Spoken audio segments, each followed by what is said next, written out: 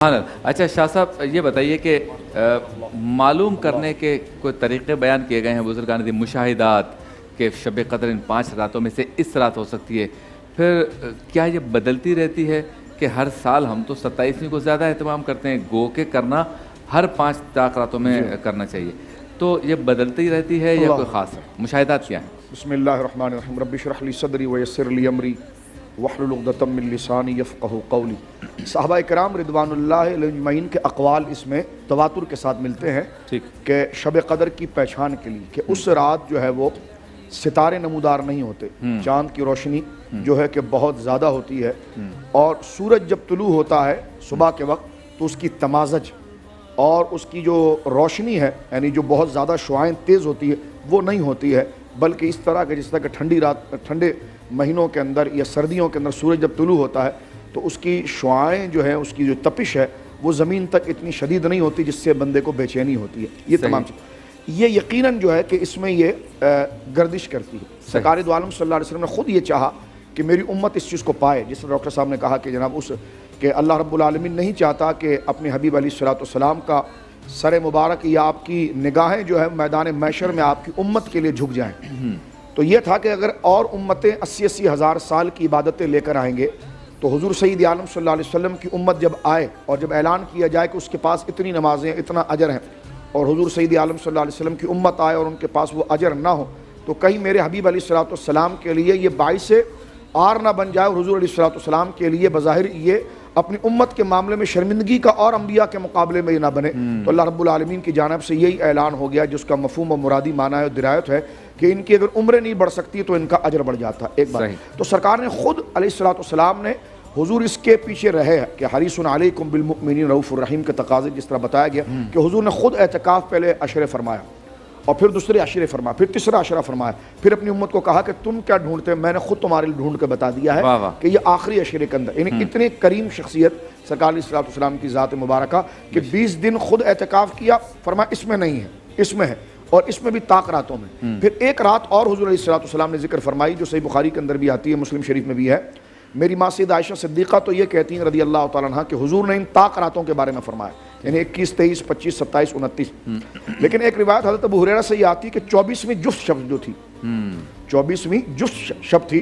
اور اس رات مدینہ شریف میں بارش ہوئی، سرکار دو عالم صلی اللہ علیہ وسلم نے طویل سجدہ مبارک فرمایا، اور گدلا پانی جو بن جاتا ہے، یعنی جب بارش ہوتی ہے تو مٹی کے ساتھ ایک گدلا پانی بن جاتا ہے جس کو بظاہر ہم کیچڑ کہتے ہیں، یعنی صاف، تو سرکار دو عالم صلی اللہ علیہ وسلم نے جب سر مبارک کو اٹھایا تو وہ خاک جو ہے وہ جو مٹی تھی وہ آپ کی پیشانی مبارک پر تھی۔ تو سرکار جب باہر تشریف لائے تو حضرت ابو ہریرہ کہتا ہے کہ ہمیں حضور نے کہا کہ یہ لیلۃ القدر تھی۔ اچھا، تو ایک یہ استثناء اس کو محدثین ذکر کرتے ہیں کہ 5 راتوں کے ساتھ ایک یہ جفت رات جو ہے اس کو بھی لیلۃ القدر کہا گیا۔ اب بات دراصل یہ ہے کہ حضور سید عالم صلی اللہ علیہ وسلم کو تو بتایا گیا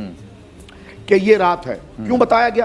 اس لیے کہ جو پہلا خلیفہ بنایا گیا ایک علاقے کے لیے، ایک نو کے لیے، ایک مخصوص گویا کہ طبقے کے لیے، اس کے بارے میں فرمایا کہ وَعَلَّمَ آدَمَ الْأَسْمَاءَ كُلَّهَا، تو جسے اصلاً خلیفہ بنایا ہے تو اس کے لیے اسماء اور کلمات کہاں پوشیدہ رکھے گئے ہوں گے، یعنی حضرت آدم کو تو اللہ رب العالمین، کیونکہ حضرت آدم کی خلافت تو وہ حضور علیہ الصلوۃ والسلام کی خلافت کے ماتحت ہے، انہیں تمام گویا کہ مسمات اور اس کے اسم جو ہے وہ بتا دیے کہ قیامت کے دن جو ایجادات تھی، قیامت تک جو ایجادات ہیں وہ تمام چیزیں حضرت آدم کے سامنے لائی گئیں، اور ایک ایک چیز جہاں پر بولی جائیں گی اور جس چیز پر بولی جائے گی اس چیز کے نام بھی بتا دیے۔ یہ ذہن میں تصور نہ ہے کہ صرف نام سکھا دیے گئے اور جس پر بولا جاتا ہے وہ نہ سکھایا گیا، تو ہم نے کہا یہ تو بالکل عجیب سی بات ہے کہ جس پر بولا جائے گا اس کے مسمات نہ بتا دیے جائیں۔ اس کی مثال یوں ہو گئی کہ چائنیز زبان ہم سیکھ لیں، صرف رٹا لگا لیں، اب یہ بولتے ہیں کہ اس کے لیے ہمیں نہ پتا ہو، تو ایسی زبان سیکھنے کا شبیر بھائی کہ حضور سید عالم صلی اللہ علیہ وسلم نے امت پر شفقت اور مہربانی کی انتہا فرمائی اور خود ہی اس عبادت کی مشقت کو اٹھایا، اور 20 دن حضور علیہ الصلوۃ والسلام نے اعتکاف فرمایا، اور پھر آخری عشرے کے اندر حضور علیہ الصلوۃ والسلام نے امت کی آسانی کے لیے کہا کہ وہ 20 دن رہنے دو، اور یہ 10 دن تم اس میں جو ہے کہ وہ لیلۃ القدر کو تلاش کرو۔ تو یہ سرکار علیہ الصلوۃ والسلام کی اپنی امت پر ایک بہت بڑی انتہا کی کرم نوازی۔ اچھا، اب اس میں یہ کہ حضور علیہ الصلوۃ والسلام چاہتے یہ تھے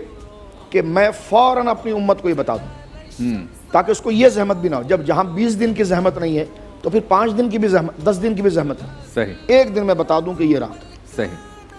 یعنی ایسے کریم ہے حضور کہ یہ ایک دن میں بتا دوں تاکہ پھر وہ 29 دن بھی آپ ہٹاؤ، واہ۔ اس ایک ہی دن کو پکڑ دو۔ ٹھیک ہے، تو اللہ رب العالمین جل وعلا کی مراد و منشا تو یہ تھی کہ حبیب آپ جو ہے اپنی امت کے لیے انتہائی چاہنے والے ہیں، اور ہم آپ کی مراد و مقصود کو جانتے ہیں کہ آپ چاہتے ہیں کہ امت پر مشقت نہ ہو۔ صحیح، لیکن اس کا یہ ہے کہ اگر وہ اتنی بڑی نعمت کو ظاہر کرنے کے بعد اگر کوئی نکمہ سستی کر جائے اور اس کے ساتھ وہ نباہ نہ کرے جو کرنا تھا، تو پھر اللہ رب العالمین کا غضب اس ناقدری کے اوپر آئے گا اور وہ پھر آپ پر بار گزرے گا۔ سرکار علیہ الصلوۃ والسلام کو بتایا گیا تو حضور خود جلدی سے جس کو کہتے ہیں اٹھ کر گئے اور صحابہ کو بتانے لگے کہ یہ رات ہے۔ جیسے حضور پہنچے ہیں تو بخاری شریف کے اندر آتا ہے کہ حضرت ابی بن کعب اور دیگر ایک صحابی اپنے کسی کاروباری معاملات یا دیگر معاملات کے اندر کوئی بات کر رہے تھے، اور وہ جس طرح دو دوست بات کرتے ہیں فرینکلی اس طرح بات کر رہے تھے، تو اس میں ایک مباحثے کی صورت تھی۔ تو سرکار تشریف لائے، سرکار نے فرمایا اگر تم خاموش بیٹھے ہوتے نا تو میں تمہیں بتا دیتا، لیکن تمہارا جو مباحثہ تھا نا اس کی وجہ سے مجھے بھلا دیا گیا، اللہ، اس کی وجہ سے مجھے بھلا دیا گیا۔ لیکن یہ بھلانا اللہ رب العالمین کی طرف سے تھا، ہاں، یہ غفلت سے بھولنا نہیں تھا، حکمت معاذ سے۔ اللہ، یہ غفلت نہیں تھی۔ ہمارا بھولنا غفلت ہے، ہمارا بھولنا جہل ہے۔ سرکار دو عالم صلی اللہ علیہ وسلم کا بھولنا انتہائی حکمت، تعلیم اور امت کے لیے نفع ہے۔ واہ، جس طرح قرآن نے کہا نا کہ سنقرئک فلا تنسى الا ما شاء اللہ، حبیب ہم آپ کو ایسا پڑھائیں گے کہ آپ کبھی نہیں بھولیں گے مگر جب اللہ رب العالمین آپ کو بھلا دے۔ تو حضرات انبیاء کو نسیان لاحق ہوتا ہے، لیکن عقائد میں کبھی نہیں ہوتا، صحیح، امور تبلیغ میں کبھی نہیں ہوتا۔ ہاں امت کے لیے کشادگی کے لیے جس کو آپ نوافل کہیے، آسانیاں کہ اس میں ہوتا، اور وہ نسیان بھی امت کے لیے آگے چل کر رحمت بنتا ہے۔ واہ واہ، جس طرح کہ موطا امام مالک کے اندر حدیث موجود ہے جو اس موضوع کو کھول دیتی ہے۔ اور دیکھیں نسیان اس چیز کو لگتا ہے جو چیز علم میں ہوتی ہے، جو چیز علم ہی میں نہ ہو تو وہ اس پر نسیان کیسے، اس کا بھولنا کیسے؟ صحیح، تو ذہول ہو یا نسیان ہو یا عدم توجہ ہو،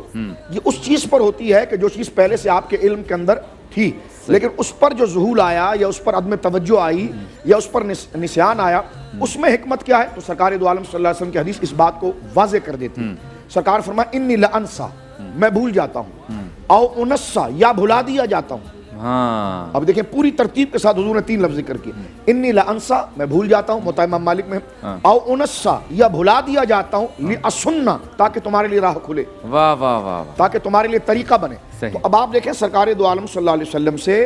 یہ جو